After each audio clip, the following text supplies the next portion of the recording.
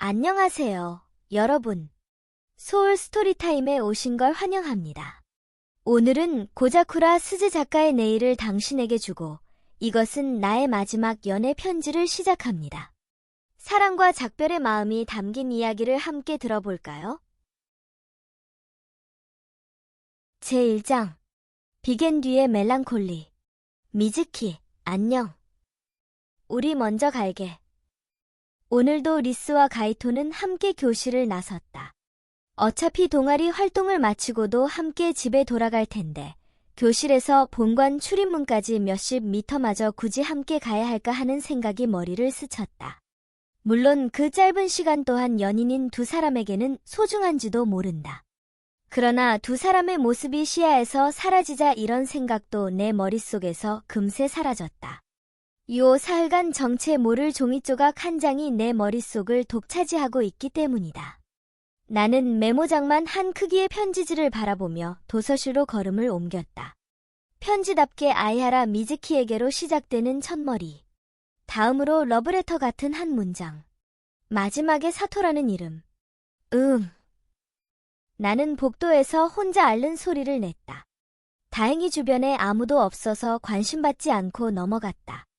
도서실의 묵직한 문을 열고 들어가자 냉방으로 서늘해진 공기가 살갗에 닿았다. 동시에 편지지가 팔락거렸다. 나는 창가의 특등석에 앉았다. 책상을 비추는 따스한 석양이 편지지를 부드럽게 물들였다. 아이하라 미즈키, 내 이름이다. 요컨대 마음에 끼워져 있던 러브레터로 추정되는 편지는 바로 내게 보낸 것이다. 평소 가이토 말고 다른 남자애들과는 거의 대화를 나누지 않는다. 당연히 고백을 받아본 적도 없다. 그렇게 평소의 연애와는 인연이 없는 내가 늘 눈에 밟혔다고 했고 한 번이라도 조은이 이야기해보고 싶었다고 내게 말했다. 단박에 믿기는 힘든 이야기다. 게다가 문제는 사토라는 사람이 누군지 짚히는 구석이 전혀 없다는 점이다. 누구일까? 사토는 흔한 성씨지만 1학년 때 우리 반에는 그 성을 가진 아이가 없었다.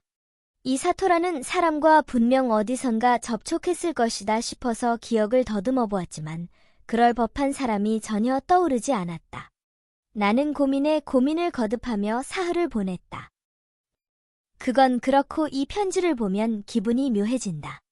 내게 연애 경험이 없어서 더 그렇겠지만 이렇게 러브레터 같은 내용의 편지를 받으니 가슴이 마구 두근거렸다.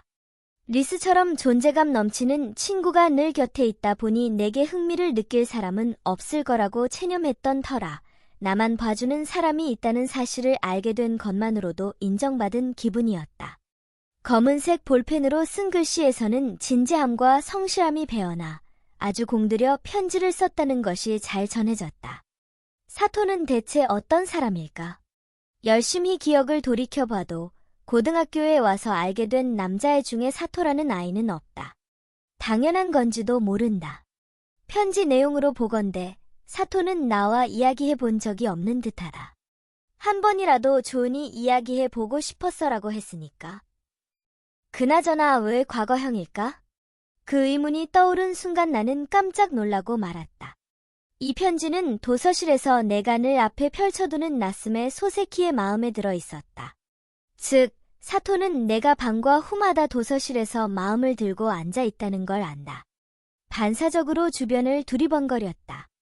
여기 있는 사람들 중에 사토가 있을지도 모른다. 내가 앉아있는 창가 자리에서 보이는 사람은 8. 그 중에 남자는 2이지만 둘 다 책에 몰입해 있어 이쪽에는 눈길도 주지 않는다. 만약 내 반응이 궁금하다면 사토가 힐끗힐끗 쳐다보지 않을까? 그럼 사토는 벌써 가고 없는 걸까? 내가 마음을 골랐을 때 이미 편지가 들어있었으니까 수업이 다 끝나기 전에 넣었을 가능성도 충분하다. 내가 방과 후에 이 책을 읽는다는 걸 어떻게 알고서 사흘 전에 도서실에 들렀던 걸까?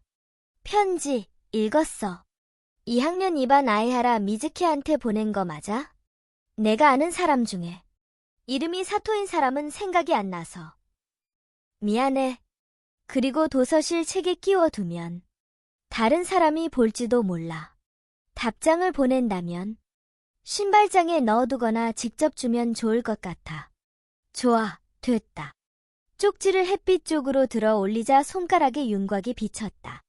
모를 때는 모른다고 솔직하게 말하는 편이 낫다. 편지를 오랜만에 써서 문장이 조금 딱딱한 것 같았지만 하고 싶은 말은 다 썼다. 그러나 사토가 내게 직접 답장을 가져다 줄 것 같지는 않았다. 내가 쓴 마지막 문장에는 도박의 측면이 있었다. 내게 직접 건네줄 정도라면 애초에 곧장 들고 왔을 것이다. 용기가 없는 건지 부끄러운 건지 이유는 모르겠지만 매일같이 내가 읽는 마음의 편지를 끼워놓는 방법으로 내게 편지를 전했으니 사토는 분명히 적극적으로 들이대는 성격은 아닐 것 같았다. 아마도 내일이 지나면 답장은 신발장에 들어있을 가능성이 높다. 나는 그렇게 예상하고 마음에 적당한 페이지에 쪽지를 끼웠다. 내 예상은 완전히 빗나갔다. 어째서지? 다음 날 사토는 편지를 직접 가져오지도 신발장에 넣어두지도 않고 또 마음의 페이지 사이에 끼워 놓았다. 설마 답장을 해줄 줄은 몰랐어. 믿기지가 않네. 그래도 기쁘다. 이 편지 언제 받았어? 교과서에 실려있는 작품을. 굳이 도서실에서 찾아 읽으려는 사람은 없을걸. 첫 번째 편지와 똑같이 갈색 개선이 그어진 편지지에 여자인 내 것보다 예뻐 보이는 글씨가 적혀 있었다. 놀랐다. 사토, 조심성이 너무 없잖아. 아무도 읽지 않을 만한 책이라고 해도 일단 도서실 책이니까 다른 사람이 꺼내갈 가능성은 충분히 있다. 그걸 어제 똑똑히 전달했다고 생각했지만 사토는 이해해줄 의향이 없는 모양이다. 나는 머리를 꽉 감싸 안았다. 아침에 본관 출입문에서 신발 갈아 신을 때, 체육 수업 받으러 운동장에 나갈 때 긴장했던 거 책임져. 직접 주러 오지는 않을 거라 생각하긴 했지만 복도를 힐끔힐끔했던 것도 책임지란 말이야. 운동장에서는 가이토가 패스를 받아 드리블을 하고 있었다. 거리가 꽤 먼데도 가이토의 진지한 표정과 땀을 닦는 모습이 눈에 들어와서 심장이 요동쳤다. 내 눈에만 그런 게 아니라 가이토는 객관적으로도 정말 멋있다. 가이토는 나이를 먹으면서 오랫동안 친하게 지냈던 나조차 본 적 없는 얼굴을 가끔 보여주곤 했다. 가이토와 리스가 사귀기 전 복도에서 둘이 이야기를 나누다가 가이토가 수줍어하던 표정도 내 머릿속에 인상 깊게 새겨져 있다. 아무튼 지금은 사토에게 뭐라고 답장을 쓸지 생각해야 한다. 아니, 답장을 써야 할 의무는 어디에도 없지만 무시하려니 어쩐지 마음이 편치 않다. 나는 고지식하다는 말을 자주 듣는다. 뭔가를 받으면 모자라지 않게 또는 그 이상으로 돌려주고 싶어 하고 지시받은 일은 최대한 완벽하게 해내고 싶어 한다. 분명 그래서 사토의 편지를 의문스럽게 여기면서도 완전히 무시하지는 못하는 거겠지. 리스와 가이토는 종종 이런 내 성격을 어이없어 하지만 이게 나니까 어쩔 수 없다. 요즘은 그 성격에 비뚤어진 마음이 더해져서 나 스스로 성가신 일을 더 키우는 것 같은 기분도 든다. 나는 쪽지를 한 장 떼어낸 다음 펜을 들었다. 사토가 누구인지, 왜 내가 눈에 밟히는지 빨리 알고 싶다는 일념으로 펜을 바삐 움직였다. 편지는 나흘 전에 도서실에서 받았어. 사토는 몇 반이야? 성 말고 이름은 뭐야? 어디서 날 알게 됐어? 질문 공세를 퍼부어 버렸다. 묻고 싶은 걸 한 번에 너무 많이 썼다. 나는 쪽지를 마음에 끼우고 도서실 입구에서 가까운 서가로 향했다. 그러고는 책을 원래 있던 자리에 꽂은 뒤 잠시 멈춰 섰다. 좀 더 안쪽에 꽂아두자. 나는 마음을 다른 책과 나란히 꽂지 않고 일부러 책장 안쪽으로 쑥 밀어 넣었다. 이제 다른 사람에게는 책등이 보이지 않는다. 이왕이면 다른 곳에 숨길까도 싶었지만 그러면 사토가 다음에 편지를 줄 때 난감해질 테니 참았다. 이 책 재미있어 보이네. 내 눈에 띈 것은 만들어 보자. 말차 디저트라는 제목의 A4용지 크기 잡지였다.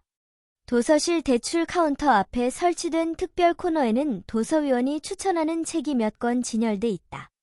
온통 문고본뿐이라 사진이 박힌 큼지막한 잡지는 한층 돋보였다. 내 입으로 말하기는 못하지만 난 겉보기와 달리 이른바 여성스러운 취미를 좋아한다. 요리와 과자 만드는 게 취미고 자수나 뜨개질, 재봉도 좋아한다. 하지만 리스와 친해지면서 사람들 앞에서 내게 그런 취미가 있다는 말을 하기가 힘들어졌다. 예쁜 이미지는 리스의 몫이라는 생각이 나도 모르게 싹 텄나 보다. 얼굴도 성격도 예쁜 리스라면 여성스러운 취미를 가져도 이상하게 보지 않을 테니 부럽다. 이제는 누군가가 내 취미를 알아줬으면 하는 생각도 들지 않는다. 페이지를 팔락팔락 넘기자 맛있어 보이는 디저트가 차례차례 등장했다. 말차의 진한 녹색이 온종일 수업을 받느라 피폐해진 뇌를 자극해 군침이 돌았다. 말차 디저트를 만드는 과정이 간단하고 쉬워 보이길래 잡지를 빌리려고 대출 카운터로 향했다. 나는 칸칸이 나누어진 선반에서 내 대출 카드를 꺼내 도서위원에게 책을 건넸다. 부탁드릴게요. 네, 대출 기한은 2주이니 엄수해 주세요. 남학생 도서위원은 익숙한 손놀림으로 바코드를 찍은 뒤 퉁명스럽게 책을 내밀었다. 으아, 무뚝뚝해라. 편의점이나 음식점 직원이 이렇게 손님을 대하면 분명 인상이 좋지 않겠지. 약간 겁먹은 태도로 잡지책을 받았는데 잡지의 페이지 사이에 2주 뒤의 날짜가 적힌 길쭉한 종이가 끼워져 있었다. 나는 반납하는 걸 깜빡하지 말자고 머릿속으로 다짐했다. 혹시 사토가 이 장면을 보고 있는 건 아닐까? 흠칫해서 뒤를 돌아보았지만 누구와도 눈이 마주치지 않았다. 오늘도 사토의 정체는 알아내지 못했지만 분명 다음번에는 밝혀지겠지. 나는 그렇게 믿어 의심치 않았다. 주말이 끝나고 우울한 일주일이 시작됐다. 아침 저녁으로는 기온이 낮아졌지만 한낮에는 아직도 뜨뜻한 기온이 감돈다. 여름과 가을이 반씩 섞인 듯한 냄새가 코를 스쳤다. 8월과는 달리 시원한 바람이 복도를 스쳐 지나가며 피부를 다정하게 어루만졌다. 이동 수업 짜증나. 게다가 화학 관련 영상 보는 거잖아. 분명 잠들고 말걸. 리스는 화학 싫어하더라. 이해하면 제법 재미있는데. 공부 머리 좋은 거 진짜 부러워. 미즈키, 내 IQ 좀 나눠주라. 오전에 있는 기초 화학 시간에는 시청각실에서 영상을 볼 때가 많다. 나는 화학 과목 자체는 비교적 좋아하지만 리스 말대로 영상을 보는 건 꽤 지루하다. 영상을 보기 위해 이동해야 하는 것도 귀찮다. 그런 말 하기 전에 일단 공부를 열심히 해보라고. 너의. 내 대답에 리스는 과장되게 낙담한 척하며 양손을 들어 올렸다. 노력부터 하고 나서 푸념하지. 라는 생각도 들었지만 리스가 공부를 하지 않아서 그렇지 나름대로 공부 시간을 확보하면 학업 능력은 따라오는 편이었다. 리스는 원체 요령이 있으니 의욕만 있으면 성적은 금방 오르지 않을까 싶었다. 저기 좀 봐. 리스가 갑자기 목소리를 낮추어 귓속말을 했다. 리스의 시선을 따라가자 벌써 3교시 이것만 백팩을 메고 슬렁슬렁 걸어오는 남학생이 보였다. 그야말로 몹시 눈에 띄는 외모라서 복도를 지나가는 사람은 반드시 다시 한번 쳐다볼 수밖에 없다. 스기우라다. 그의 이름은 스기우라 도마. 우리는 같은 2학년이지만 반이 달라서 접점은 없다. 하지만 저쪽이 나를 모르더라도 나는 저쪽을 잘 안다. 그렇다기보다 우리 학교에서 저 애를 모르는 사람은 없다.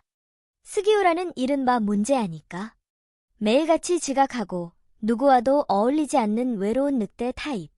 지각하는 이유에 대해서는 이러니저러니 소문이 많지만 약물을 하다가 그 영향으로 수면장애가 생겼다는 설이 지금으로서는 제일 유력하다나. 진실인지 아닌지는 제쳐두고 별의별 소문을 다 달고 다니는 학생이다. 스기우라가 주목받는 건 너무 잘생긴 외모 때문이기도 하다. 햇빛을 받아 한층 빛나는 벌꿀색 머리카락이 조각 같은 얼굴을 더욱 부각시켰다. 콧대는 곧게 뻗어 있고 아름다운 눈에는 빨려 들어갈 것만 같은 빛이 깃들어 있다. 모델인가 싶을 만큼 옷태가 좋고 운동과 관련된 동아리 활동을 하지 않는데도 탄탄한 근육질 몸에는 우리 또래라고는 믿기지 않는 섹시함이 감돈다. 스기우라에게 직접 다가가지는 않는 것 같지만 그 애에게는 분명 숨은 팬들이 있다. 완벽한 외모에 더해 범접하지 못할 압도적인 분위기를 동경하는 건 이해 못할 바도 아니다. 어떤 여자애들은 타인과 거리를 두는 묘하게 어른 같은 분위기에 오히려 호감을 느낀다고 했다. 하지만 나는 절대로 엮이고 싶지 않다. 난 저런 사람 왠지 무서워. 엥, 그치만 엄청 멋있잖아. 멋있다고? 그 말을 듣고 나도 모르게 리스의 얼굴을 빤히 들여다보았다. 앞에서 당당하게 걸어오는 스기우라는 분명 잘생긴 외모를 타고났지만 전혀 매력적으로 느껴지지 않는다. 아니, 내 남자친구가 훨씬 멋있는데. 나는 속으로 이런 말을 곱씹다가 멀리서 다가오는 스기우라를 시야 끝으로 보면서 물었다. 리스, 스기우라 같은 스타일 좋아해? 옆에서 리스가 마치 사랑에 빠진 듯한 표정을 짓고 있길래 내 입에서 무심코 조금 딱딱한 말투가 튀어나왔다. 아닌 게 아니라 내 말투는 그냥 물어본 게 아니라 그건 말도 안 된다고 부정하는 것 같았다. 취향이라기보다 저렇게 잘생기고 멋진 남자가 또 어디 있어. 내가 만약 솔로일 때 고백받았다면 분명히 사귀었을걸.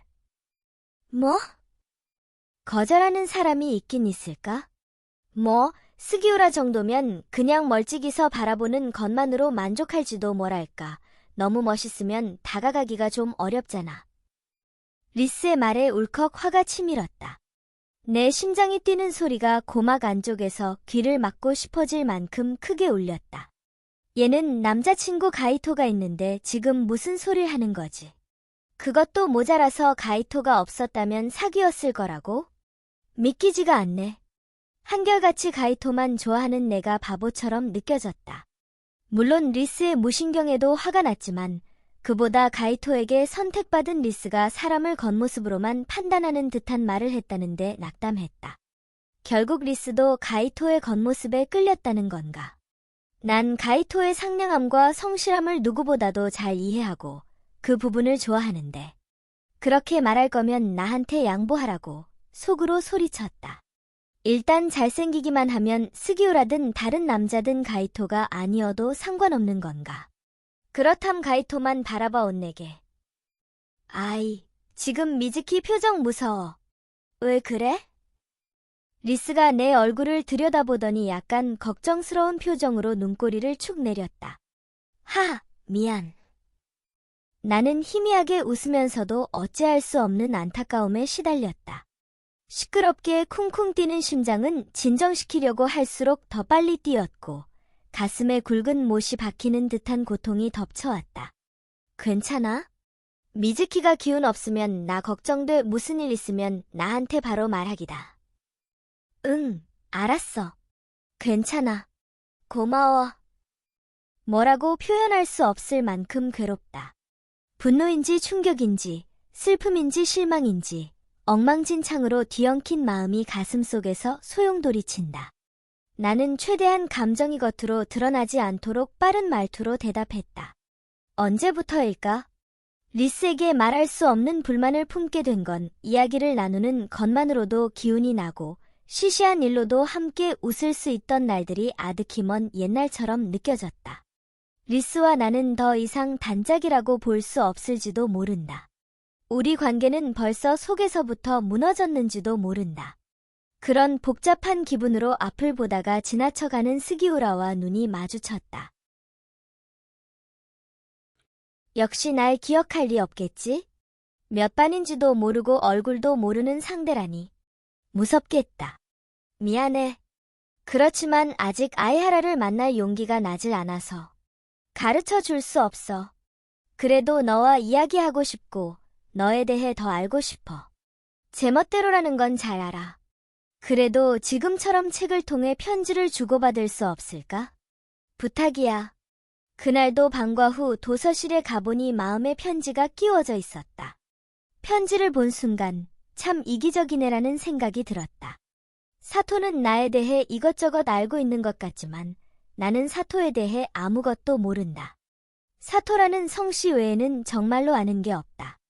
하지만 사토는 가르쳐 줄 수 없다며 자신의 정체를 밝히기를 거부했다. 용기가 나질 않는다고 쓰긴 했지만 이래서야 내가 눈에 밟힌다던 말도 고지곳대로 믿기가 힘들다. 나는 조용히 편지지를 반으로 접어 가방에 넣었다. 안 그래도 리스 때문에 우울했던 터라 답장을 쓸 기분이 나지 않았다. 날 기억할 리 없겠지라니 무슨 뜻일까? 나는 창밖을 멍하니 바라보며 생각에 잠겼다. 내 고민 따위는 아무것도 아니라는 듯 운동장에서는 동아리 활동을 하는 학생들이 훈련에 매진하고 있었다. 운동부는 힘든 훈련이 많으니 모두들 즐거워서 싱글벙글하다고 볼 수 없지만 그래도 내 눈에 그들은 생기가 넘쳤다. 나는 분명 옛날에 사토와 만난 적이 있다. 아니라면 사토가 눈에 밟힌다는 표현을 썼을 리 없고 애당초 내 존재를 인식하지도 못했을 테니까. 우리의 만남은 내게는 사소한 일이었고 사토에게는 기억에 뚜렷하게 남을 정도로 중요한 일이었는지도 모른다. 그래서 내가 싹 잊어버렸는데도 사토는 내게 편지를 보냈다. 그만큼 각자가 받은 인상이 서로 다른 만남이었다고 가정하면 앞뒤가 맞는다. 역시 언제 사토를 만났는지 전혀 생각날 것 같지 않았기에 포기하기로 했다. 어떤 사람에게든 가능한 한 진심을 다하고 싶지만 그것도 때와 형편에 달려있다. 물론 내게 주어지는 일이나 정해지는 역할은 잘 해내고 싶고 어중간하게 내팽개치기는 싫다. 어떻게든 끝까지 잘 마무리하고 싶다.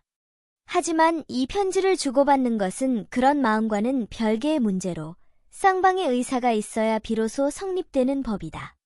내가 평소에 고지식하게 행동하는 건 무엇보다 나 자신을 위해서 나에게 관대해지고 싶지 않은 마음 때문이지 누군가에게 도움이 되고 싶어서나 누군가를 위하는 마음 때문이 아니다. 그러니 사토에게는 미안하지만 내가 답장을 해야 할 의무나 이유는 어디에도 없는 데다. 그를 위해서 편지를 써주자는 쪽으로 마음이 움직이지도 않았다. 이제는 답장을 안 해도 상관없겠지. 나는 볼펜으로 꾹꾹 눌러 쓴 부탁이야라는 마지막 구절을 못 본 걸로 하기로 했다. 이른 아침부터 하늘을 뒤덮은 두툼한 구름에서 차가운 비가 주룩주룩 쏟아졌다. 지금까지 남아있던 무더위가 단번에 물러가고 주변을 채운 공기는 본격적인 가을을 맞이한 듯 시원해졌다. 그야말로 내 기분처럼 칙칙한 날씨다. 평소보다 어두침침한 교실에서는 학생들이 형광등 불빛에 의지해 하교할 준비를 하고 있었다. 이거 가이토가 좋아할까? 리스가 조그마한 쇼핑백을 치켜들며 말했다. 응, 가이토는 뭐든지 좋아해줄 거야. 그랬으면 좋겠다. 오늘은 가이토의 생일이다. 선물로 뭘 골랐는지 물어볼 생각은 없었지만 리스는 등교하자마자 내게 알려주었다. 결국 스포츠 시계를 샀다고 한다. 주말에 사쿠라와 마이가 선물 고르는 걸 도와주려고 리스와 함께 했다는데 지난번에 엇갈렸던 두 사람의 의견을 모두 포용한 물건을 잘 골랐구나 싶었다. 리스, 동아리 활동하러 가자. 가이토, 응, 가자. 가이토가 교실 뒷문에 가까운 내 자리까지 다가오자 리스는 곧바로 달려갔다. 리스는 가이토와 동아리 활동을 하러 가는 게 정해진 일과면서 왜 늘 가이토의 자리로 바로 가지 않고 굳이 내 자리로 와서 말을 붙이는 걸까? 자연히 가이토마저 내 자리로 찾아오게 되니까 기쁘기도 하고 착잡하기도 하다. 가이토, 생일 축하해. 얼굴까지 봐놓고 아무 말도 하지 않는 건 이상해서 나는 조심스레 말했다.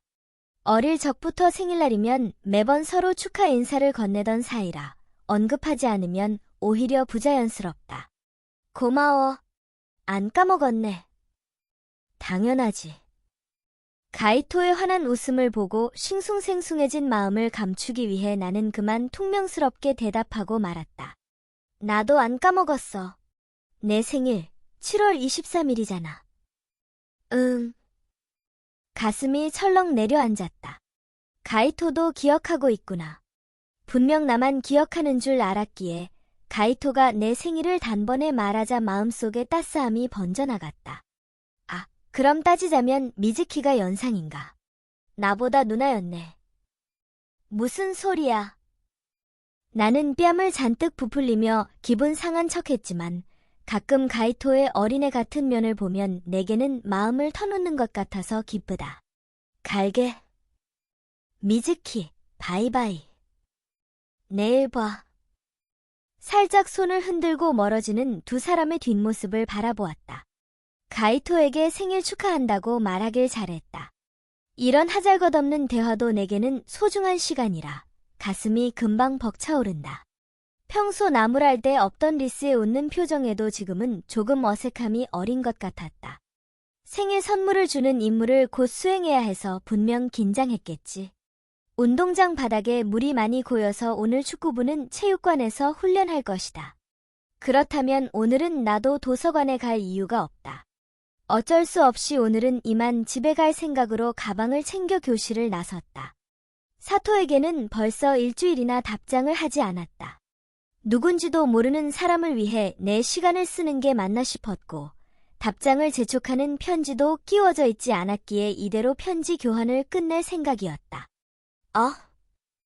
본관 출입문으로 향하는 도중에 가방에 손을 넣어 접이식 우산을 찾았는데 가방 속 어디에도 없었다.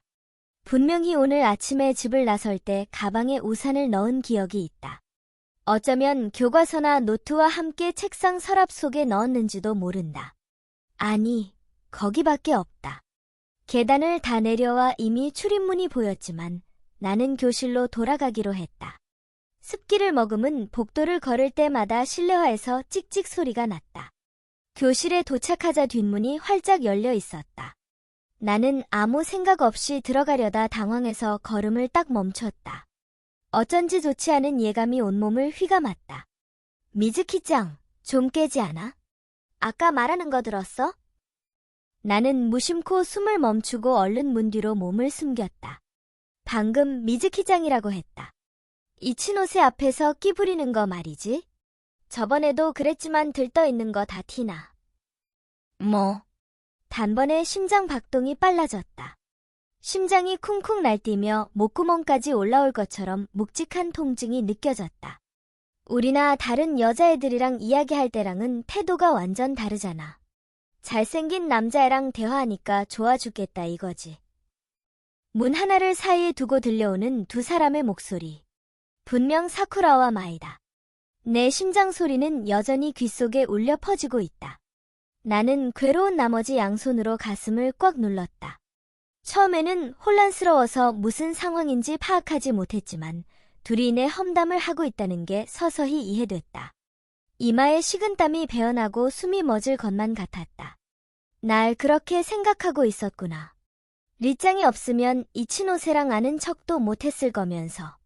미즈키짱, 이치노세를 은근히 짝사랑하는 거 아니야? 아니라. 두 사람의 말은 틀렸다. 분명 가이토랑 이야기하는 건 기쁘고 들뜨는 일이며 내가 가이토를 짝사랑하고 있는 것도 사실이다. 그건 인정하지만 리스 덕분에 내가 가이토와 가까워진 건 아니다. 오히려 내가 먼저였다. 내가 가이토와 소꿉친구라 내 덕분에 리스는 가이토와 만날 수 있었다. 그걸 직접 말할 수 없어서 안타까웠다. 두 사람이 오해하는 게 속상했다. 나는 예상치 못한 험담을 듣고 평정심이 무너져서 그 자리에 멍하니 서 있었다. 나와 가이토가 소꿉친구라는 사실을 안들 나에 대한 두 사람의 인상이 달라질 것 같지는 않았고 내가 굳이 오해를 풀기 위해 나서는 것도 바보 같은 짓이라는 생각이 들었다. 애초에 내 성격이 두 사람의 눈에 거슬리는 거니까 내가 뭘 어떻게 해도 소용없을 것이다. 왜 이다지도 안 풀리는 걸까? 나를 둘러싼 일들이 전부 누가 계획한 게 아닐까 싶을 만큼 나빠져 간다. 모든 게 싫어져서 죄다 내던지고 싶다. 나는 주변의 잡음이 차단되는 절망의 세계에 빠져 있다가 사쿠라의 이만 갈까? 라는 목소리에 겨우 정신을 차렸다. 빨리 가야 한다. 마주치기라도 하면 난감하다. 납덩이처럼 무거워진 다리를 간신히 움직여 내가 왔던 곳과는 반대 방향으로 달렸다. 내 다리가 저절로 마음을 안정시킬 장소를 찾는 건지도 모른다. 헉! 숨이 찬 건 달리고 있기 때문이다. 시야가 흐릿해지자 왠지 한층 서글퍼져 목이 꽉 메면서 숨이 더 가빠졌다. 복도 쪽으로 튀어나온 도서실이라는 팻말이 드디어 눈에 들어오자 이유도 없이 안심이 됐다. 나는 도서실 문 앞에 멈춰 서서 잠시 숨을 골랐다. 문득 사쿠라와 마이의 말이 다시 떠올라 감정의 댐이 무너질 것 같은 기분에 휩싸였다. 조용히 도서실 문을 열자 반가운 책 냄새가 확 풍겨서 또 다른 의미로 울 뻔했다.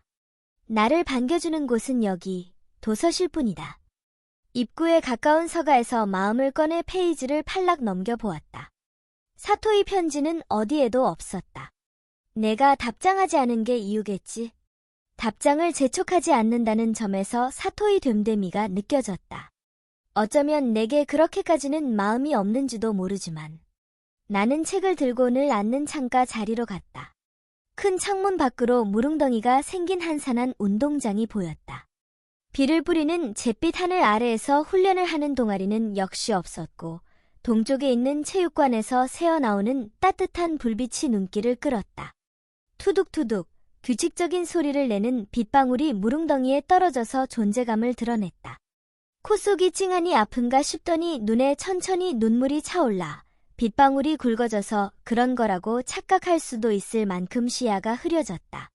울고 싶지 않았지만 억누르고 있던 감정이 폭발하자 어떻게 할 수가 없었다. 나와 가이토가 어떤 사이인지도 모르면서 억측만 가지고 내 험담을 하는 건 당연히 속상하지만 지금 이렇게까지 내 마음이 아픈 건 두 사람의 말에 내가 충격받았다는 사실 그 자체 때문이다. 누구나 타인이 자신을 좋게 여기지 않는다는 걸 알면 상처를 받는 법이다. 인간이니까 사랑받으면 당연히 기쁘고 미움받으면 당연히 슬프다. 나도 리스처럼 누구에게나 사랑받고 싶다. 아무리 노력해도 외모는 바꿀 수 없으니 하다못해 성격만이라도 바뀌었으면 좋겠다. 하지만 그것 역시 너무나 어려운 일이라 불가능에 가깝다는 걸 깨닫는다. 나는 어떤 면으로도 리스를 따라갈 수 없다. 사토는 이런 나의 어디가 좋았을까? 모든 면에서 완벽한 여자애가 바로 내 옆에 있는데 왜 나였을까? 나는 어느덧 메모장과 필통을 꺼내고 있었다. 볼펜을 쥐고 고개를 숙이자 눈에 고여있던 눈물이 쪽지에 똑 떨어져 잉크 얼룩이 생겼다. 처음에는 편지에 내가 늘 눈에 밟혀서 한 번이라도 조은이 이야기해보고 싶었어 라고 적혀 있었고 내 답장을 받은 뒤에는 기쁘다고 눈부실 만큼 마음을 솔직하게 표현한 말이 담겨 있었다. 하지만 그때까지보다도 훨씬 더 공들인 글씨체로 부디 지금처럼 책을 통해 편지를 주고받을 수 없을까?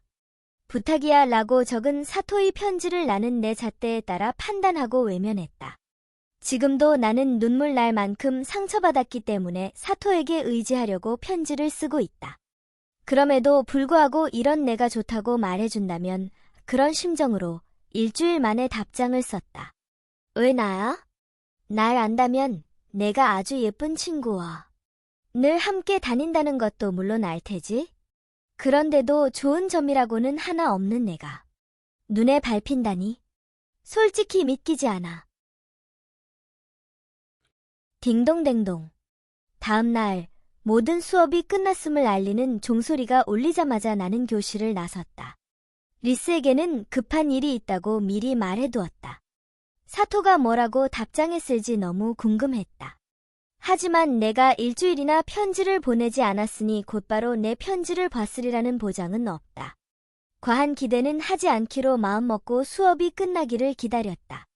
사쿠라와 마이가 어제 내가 자기들 때문에 상처받은 줄도 모르고 천연덕스러운 얼굴로 나를 대해서 마음이 더 복잡했다.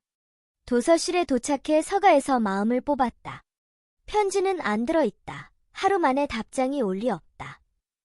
그렇게 생각하면서도 마음 한구석으로는 혹시 하는 희망을 버리지 못했다. 책을 차라락 넘기자 어느 부분에서 이질감이 느껴졌다. 거기에 편지지 한 장이 끼워져 있었다. 너만의 좋은 점이 있어. 적어도 난 그걸 알아.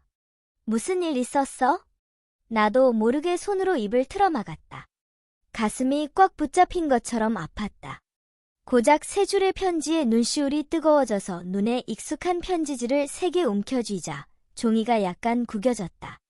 짧은 문장 속에 사토의 따뜻함이 듬뿍 묻어나는 것 같았다. 사토는 나도 모르는 내 좋은 점을 알아봐 준다. 왜 지금까지 답장을 쓰지 않았는지 묻지도 않고 무슨 일 있었어? 하고 걱정해 준다. 보드랍게 감싸주는 그 다정함에 닫혀있던 내 마음이 활짝 열리는 듯했다. 왠지 사토라면 내가 바라는 말을 해줄 것 같았다. 그리고 예상대로 사토의 말이 날 위로해 주었다. 가슴이 서서히 따스해지고 이유도 없이 울고 싶어진다. 이런 감정은 이상하다. 어제처럼 슬퍼서 눈물이 나는 것도 아닌데. 아무래도 궁금하다. 사토는 대체 누구일까? 나의 좋은 점을 알아주는 이 사람은 내내 사이좋게 지냈던 친구가 미워질 것 같고 삶 자체가 괴로운 일투성이라.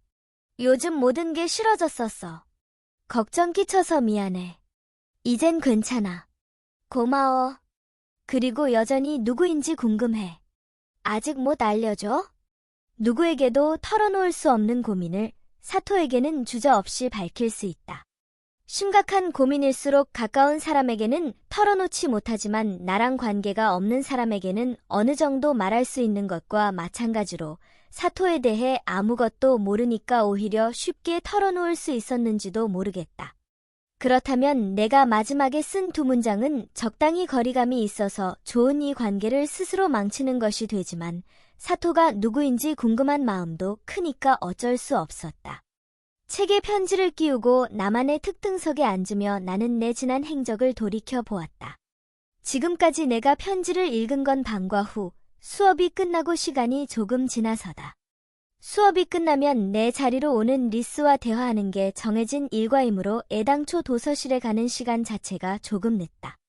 그런 나와 마주치지 않았으니 사토는 방과 후 내가 오기 전에 책에 답장을 끼웠으리라고 믿어왔다. 하지만 수업이 끝나자마자 서둘러 도서실에 온 오늘도 사토와 마주치지 않았다. 즉, 내가 도서실에 오기 직전에 편지를 넣은 게 아닌 셈이다. 사토는 아무래도 내가 집에 돌아간 뒤나 내가 편지를 넣은 다음 날 수업이 완전히 끝나기 전에 편지를 끼워 놓는 모양이다. 아무리 그래도 한 번도 마주치지 않다니 새삼 대단하다고 생각했다. 내가 방과 후에 느긋하게 도서실에 오는 걸 안다고 한들 갑자기 수업 사이 쉬는 시간에 도서실에 올 가능성도 있고 도서실 운영 시간이 끝나기 직전까지 여기 앉아서 버틸지도 모르는 일이다. 그러면 어쩔 작정이었을까?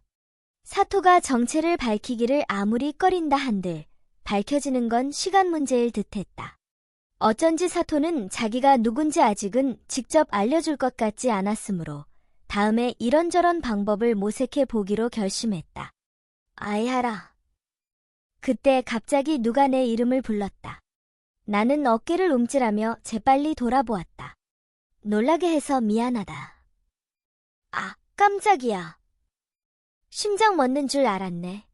미안한 듯 얼굴 앞에 손을 마주대고 서 있는 사람은 국어교사 고짱이었다. 고짱은 점고 학생들과 사이도 좋아서 학생들끼리는 몰래 그렇게 부른다. 그나저나 정말 놀랐다. 도서실에서는 아는 사람과 마주칠 일이 거의 없고 당연히 누가 말을 걸지도 않았으니까 대체 무슨 일인가 싶어 한순간 머릿속이 새하얘졌다. 무슨 일이세요? 아야라가 도서실에 있다니 웬일인가 싶어서. 왜? 현대문학 시간에는 아주 지루해 보였는데 말이야. 비꼬는 건가? 나는 무심코 인상을 찌푸렸다. 확실히 고짱의 수업은, 아니 현대문학은 재미가 없다. 정답으로 인정되는 해석이 딱 하나뿐인 게 그야말로 주입식 교육이다 싶어 흥미가 생기지 않는다. 그래도 수업은 제대로 듣는다고 들었건만 예리해 보이지 않는 고짱에게 뜻밖의 들통나 버렸다. 아니에요. 아이하라는 늘 성적이 좋으니까 다음 시험도 기대할게. 감사합니다. 쓴웃음을 섞어 인사하자 고짱은 가벼운 발걸음으로 도서실을 나섰다. 뭐지, 방금. 나는 여전히 어수선한 마음을 진정시키기 위해 창밖을 보았다. 비가 내리던 어제와는 딴판으로 화창한 하늘 아래 학생들이 열심히 동아리 활동을 하고 있다. 창유리 한 장을 사이에 두고 이쪽과 저쪽이 마치 다른 세계 같다. 그때 마침 땀방울을 흘리며 축구공을 드리블하는 가이토가 시야에 들어왔다. 손을 든 팀원에게 송곳 같은 패스를 날리고 땀을 닦는 모습은 파란색에서 오렌지색으로 변해가는 하늘에 더없이 잘 어울렸다. 도서실에 있으면 마음이 편해진다. 원래는 가이토를 보기 위해 왔지만 이제는 그뿐만이 아니라는 걸 깨달았다. 홀로 하늘을 바라보며 조용하게 책 넘기는 소리를 듣는 것이 무엇보다 훌륭한 마음의 위안이었다. 그리고 사토와 주고받고 있는 편지도 아직 의아한 구석이 남아있기는 하지만 도서실에 오는 이유가 되어가고 있었다. 아이하라는 그 친구를 소중히 여기는구나. 마음을 전부 말하지 않아도 괜찮아. 1%라도 전달하려고 노력해보면 어때? 미안해. 내가 누군지는 말할 수 없어. 고마워. 다음에 기운 내서 꼭 전해볼게. 가르쳐 주지 않을 거라면 내가 사토를 찾아봐도 괜찮을까? 이것 좀 봐봐. 이 팬케이크 엄청 맛있어 보여. 진짜네. 생크림과 베리소스를 듬뿍 뿌린 폭신폭신한 팬케이크 사진을 보여주는 리스에게 나는 집에 갈 준비를 하며 맞장구를 쳤다. 사진 공유 앱에는 요즘 유행하는 디저트와 화장품 등이 차례차례 올라온다. 나도 계정은 있지만 귀여운 동물 사진 같은 걸 볼 때만 쓴다. 그런데 가이토는 단 음식 별로 안 좋아하지 않아? 응? 아, 가이토가 아니라 미즈키랑 가고 싶어서. 이런 거 싫어해? 리스가 불안한 듯 치켜뜬 눈으로 나를 쳐다보았다. 이런 표정을 아무렇지 않게 지을 수 있다니 부럽다. 내가 남자라면 무슨 부탁이라도 들어줄 것만 같다. 싫은 건 아닌데. 그럼 가는 거다. 기대돼. 리스는 활짝 웃으며 스마트폰을 양손으로 꼭 잡았다. 사토 말대로 리스는 내게 소중하다. 그래서 어제 편지를 읽고 나도 모르게 눈이 휘둥그레졌다. 사토가 내 마음의 본질을 잘 이해해서 놀란 것이다. 고지식하고 재미없는 나를 순수하게 좋아해주는 친구는 리스밖에 없다. 리스는 내게 잃고 싶지 않은 소중한 단짝이기에 질투와 가시 돋친 감정을 품는 게 나 스스로도 괴로웠었다. 마음을 전부 말하지 않아도 괜찮아. 1%라도 전달하려고 노력해보면 어때? 라는 사토의 말이 떠올라 나는 숨을 들이마셨다. 리스. 응? 왜? 내가 이름을 부르자 리스는 어리둥절한 표정으로 나와 눈을 맞추었다. 지금까지 내내 속으로만 이런저런 생각을 했을 뿐 입 밖에 꺼낸 적은 없다. 하지만 그래서는 안 된다. 내 마음의 1%만이라도 전하지 않으면 나아지는 건 아무것도 없다. 리스를 좋아하는 마음을 잃었다고 말하는 건 그 다음이다. 가이토를 왜 좋아하게 됐어? 뭐? 갑자기 그런 건 왜 물어? 아니나 다를까 리스는 고개를 갸우뚱했다. 뜬금없는 질문이니 의아해하는 것도 당연하다. 지난번에 스기우라를 보고 멋있다고 했잖아. 가이토도 외모가 마음에 들어서 좋아한 건가 싶어서. 리스는 화를 낼까? 아니면 그렇다고 천연덕스럽게 대답할까? 나는 그 두 가지 가능성을 염두에 두고 걱정스러운 마음으로 리스의 입에서 나올 대답을 기다렸다. 그러자 리스는 평소와 다름없는 목소리로 부드럽게 말했다. 스기우라와 가이토는 별개지. 가이토도 얼굴은 잘생겼지만 그뿐이라면 좋아하지는 않았을 거야. 가이토랑 대화를 해보니 재미있었어. 그리고 미즈키와 친하다면 분명 나쁜 애는 아니겠구나 싶었지. 의외의 대답이 돌아와서 나는 깜짝 놀랐다. 처음 들었다. 리스가 가이토를 그런 식으로 생각했다는 걸 전혀 몰랐다. 그렇구나. 괜한 걸 물어봐서 미안해. 내가 너무 심각하게는 들리지 않도록 사과하자 리스는 아니야. 뭘 그런 걸 가지고라며 웃었다. 어쩌면 리스에 대해 내 멋대로 단정했던 부분이 많은지도 모르겠다. 가이토를 좋아하는 마음이 남아있는 탓에 리스에 대한 열등감과 질투심은 여전히 사라질 것 같지 않지만 리스가 가이토를 선택한 이유만이라도 들을 수 있어서 다행이었다. 이것도 전부 사토가 등을 떠밀어준 덕분이다. 내 마음을 1% 전한 것만으로도 가슴속에 밝은 기분이 확 퍼져나갔다. 나는 후련한 기분으로 도서실에 가서 마음을 꺼냈다. 어제 편지를 받고 몇 반인지도 어떻게 생겼는지도 모르는 사토가 더욱 궁금해져서 뭐 아니면 도라는 생각에 내가 사토를 찾아봐도 괜찮을까? 라고 물어보았다. 분명 안 된다고 하겠지만 그렇게 생각하며 편지지를 들여다보았다가 소리를 지를 뻔했다.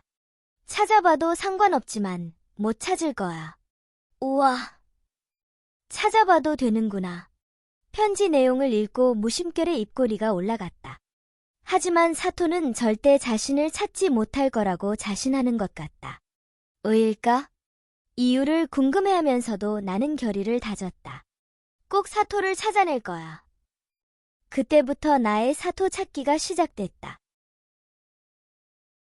소울 스토리타임을 시청해주셔서 감사합니다. 오늘의 이야기가 마음에 드셨다면 좋아요와 구독을 눌러주세요. 매주 화요일, 수요일, 금요일, 일요일에 새로운 이야기로 찾아뵙겠습니다. 다음 이야기까지 행복한 시간 보내세요. 그럼 안녕.